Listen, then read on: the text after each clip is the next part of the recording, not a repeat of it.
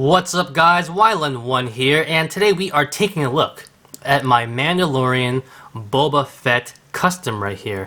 I actually had a lot of fun doing this. I used a new technique for once, a dyeing technique to dye the figure as a base, which was a lot of fun. I will have a whole video dedicated to how to dye a figure coming up maybe next week, so stay tuned for that, but it was definitely pretty fun and a good experience. It was not smooth sailing, don't get me wrong, but like anything, you always figure out and solve the problem. So here he is though, in all his glory. I think he came out pretty good. I'm pretty happy how he turned out. The colors, in my opinion, are really vibrant. I like how he looks now in the new show. A little bit more updated as well. So I actually used a Jango Fett figure for this. I actually started off using the original Boba Fett figure. I liked it obviously, but I came across this figure finally in a store, and I was like, man, this is perfect. He's smaller, he's a little bit more fatter or thicker looking. I just thought overall it would be a better match for the newer version of himself. So as you can see, he didn't come out that great. I'll do a whole video about that later. But right now, let's take a look at the whole process of me making the figure. Alright guys, so we're going to do a nice walkthrough through this whole process of me making my custom. So right here is the original Boba Fett figure I was working on until I found the Jango Fett figure at a store, and I just thought it'd be a lot better to work with. He suits the mold better, shorter, fatter, and has a removable helmet.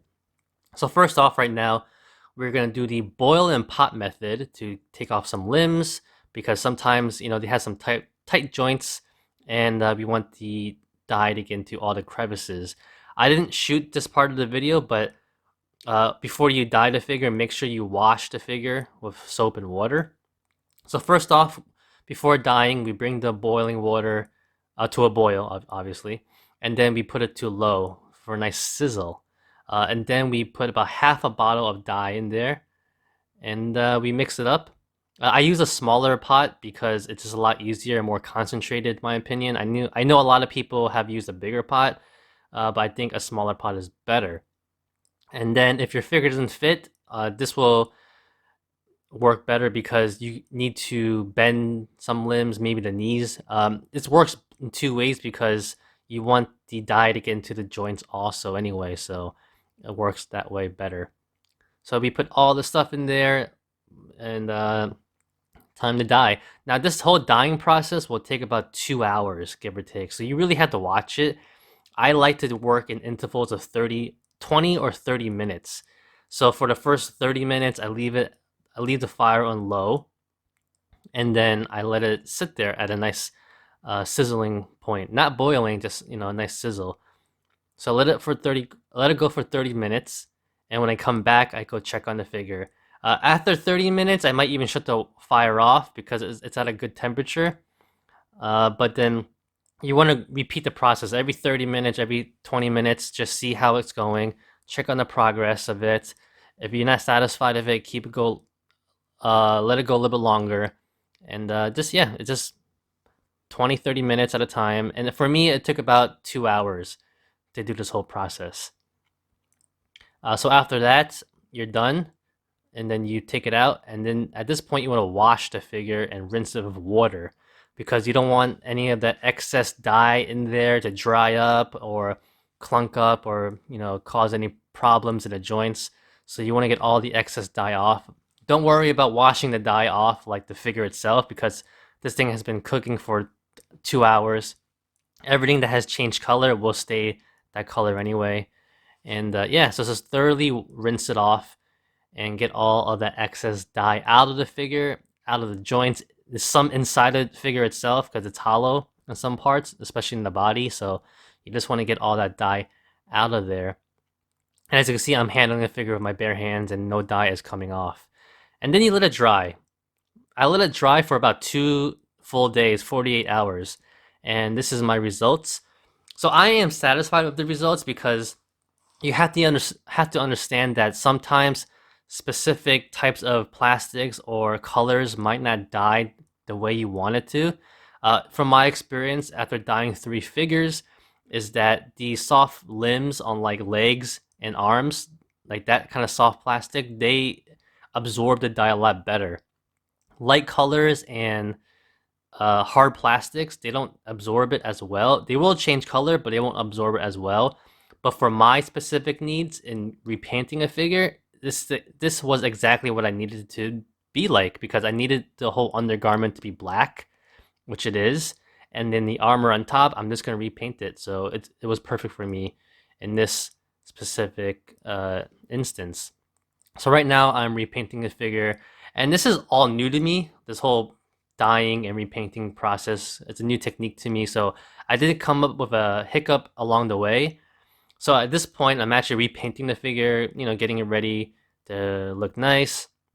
And then I do stumble into a problem where the original Boba Fett figure I was working on, after I stopped working on it, I noticed that the paint on it started to bleed through the figure. And I'm assuming at this point that the paint is not adhering to the dye. So that became a problem, actually.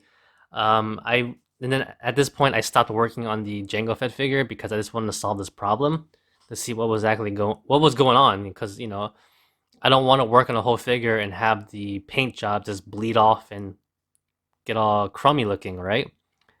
So I thought about it and I realized that I have to probably coat the figure, and that's probably the best thing to do. So at this point, I coated the figure with some satin spray because I wanted to basically paint on top of the satin spray.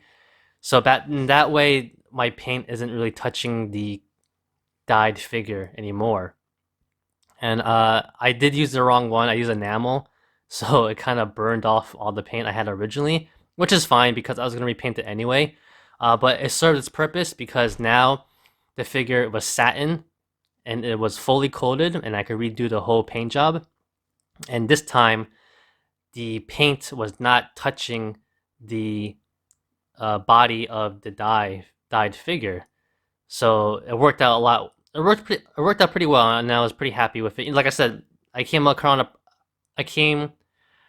a problem and I solved it. So at this point now, I know for future references, after you dye a figure, coat it right away. Use whatever spray you want. I actually don't mind using the satin spray because it's a nice silky surface to it that has a little bit of a texture to it also. So it looks pretty nice in my opinion. And that way now, when I repainted it, the paint stayed on really good and I didn't have any more bleeding problems after that. So yeah, at that point, I'm pretty happy how he's turning out. And then now I work on the head.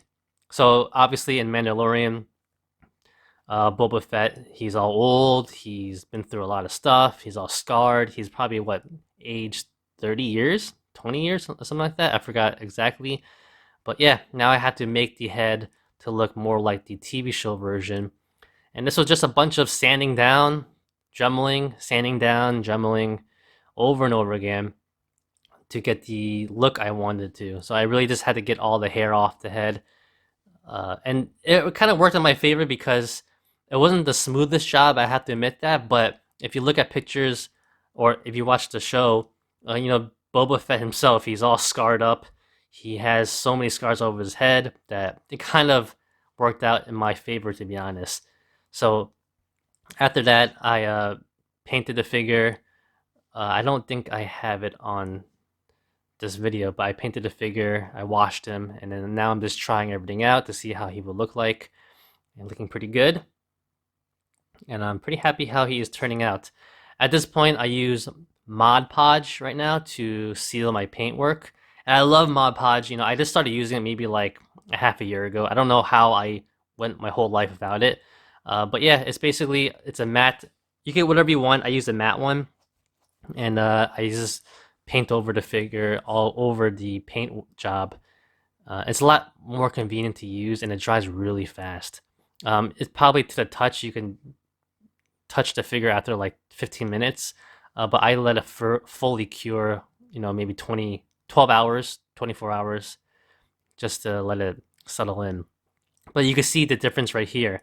Like, remember, the whole figure itself was a black satin because I sprayed a satin, right? So you can see the difference of what Mod Podge can do. And I'm going to show you right now. I'm going to just do one leg, and I just go over the satin spray figure, and you'll see the difference of how good Mod Podge really works. And at this point, I'm just doing the whole figure as well, because everything that was satin, black satin, needs to be matte anyway, so you'll see the difference right now. And look at that, fantastic. Went from shiny satin to matte. Really, Mod Podge is awesome. And right here, I'm just showing you guys what I used. So before I sand him down, he was all chalky and white. So I washed his whole head with a whole red. I think I'm saying that right. I didn't paint it. I used a wash method with a lot of water and a little bit of paint to make his skin a little bit darker looking, and looks pretty good. So now it's time to finish the rest of the figure off. Mod Podge some armor. At this point, I think I might have used too much Mod Podge, but it's okay. Alright, so at this point, we are going to work on the fabrics. I didn't show this before in the video, but I did use a Kylo Ren cape for this figure. And it was pretty long, so I had to cut it up at the bottom. But with the excess of the fabric, I'm going to use it also for his turtleneck or scarf, whatever you want to call it. So at this point, I'm going to just double it up in padding, cut it down to size, and see how it fits. Always take your time like this kind of stuff. Cut it down a little bit, bits by bit. You don't want to cut too much because you'd be too short of a fabric to use. So yeah, I think everything turned out pretty well at this point. At this point, it's almost done, and we're just doing the last second touches. And yeah, he looks pretty good, and he is complete. Alright guys, so that is basically how I made the figure. I'm actually happy how it turned out. It looks pretty cool. I think overall, this whole process of dyeing the figure was really fun. I think I might do it more often. It just makes things a lot easier in my opinion, working on the figure, repainting everything. Also, just not having to deal with paint rub or paint scratches and stuff like that. And I know if you use certain precautions and you do a nice sealant, you should be fine, but it's nice to know that, the plastic has turned a whole different color, that I don't have to really worry about it. It's been dyed into the plastic, that is. So it's still pretty cool. Other than that, I'm pretty happy how it turned out. I think I might have used a little bit too much Mod Podge on this, but I think the light is shining a lot more on this to make it look more shinier than it really is. But I still think it looks pretty good overall. And yeah, I know this part is supposed to be a little more yellowish, but I like the orange look on it. I think it pops a lot more in my opinion. But other than that, I am pretty happy. This little symbol was really hard to draw. I'm kind of happy how it turned out overall. But yeah, I think from far away, it looks fine. And you can also remove the head, as you saw in the video. And I'm pretty happy how the head turned out. It's a lot of dremeling. I also shaved down his nose as well to make it a little more fatter looking. And he always has all the scars and all over his face and head, so it worked out pretty well. And then I just washed it with some paint to darken up the head color. But yeah, that's about it guys. I think it turned out pretty well. Also, like I said before, the bottom part right here is in fact from Kylo Ren, so it exposes the knee pads as well, so it looks pretty nice. But yeah, overall, I think it came out pretty good. I'm pretty satisfied how this came out. And for a nice size comparison, here he is with some other Star Wars Mandalorian or Bounty Hunter figures right here. As you can see, I like this figure a lot better, like I said before, because he is a little bit shorter compared to Din Djarin, but he is a lot more wider looking, so it kind of looks like he gained that weight like in the show. Obviously, like the others, you can take off the helmet, so we'll do a nice comparison. And there they are without their helmets on. Yeah, look pretty good. Alright guys, so that is basically it. I appreciate you guys watching, and like I said before, I am pretty happy how this turned out. I'm really looking forward to if they're actually going to have an official one from Hasbro, but for now this will suit my collection. And that's about it. Thank you for watching. Like always, comment, criticize, subscribe. Do whatever you want to pay attention. Follow me on Facebook, Twitter, and Instagram. Like the video, give it a thumbs up. Peace!